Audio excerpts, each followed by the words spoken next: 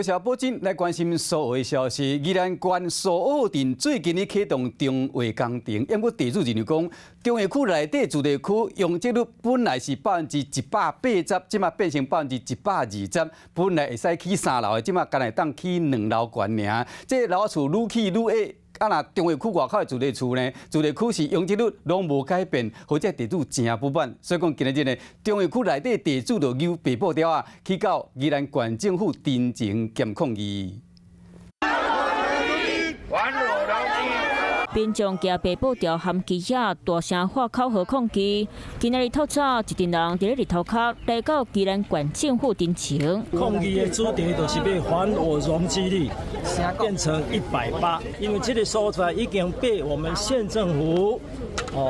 算是说遗忘了将近1甲子。宜兰苏澳镇庆安端市地中华区这几年启动中华工程，不过地主是起甲扑跳，因为主体区容积率一直往调降，容积率比民国82年的100%，原本会当起3层楼，不过如今往调降到120%，今日当起2层楼，会当起的厝是愈来愈少，地主是真想起。啊，中华区外主体区容积率同款，地当直接开发土地，和地主是感觉真无诽谤，特别包车来遮真情。拢40-50年的厝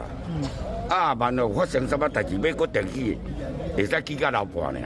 在后疫情时代那可能人口的一个增长幅度跟这个房价的一个目前可能有一个暴涨的一个程度，那是不是就会影响到当初评估容积跟现在评估容积不同的一个分析方式？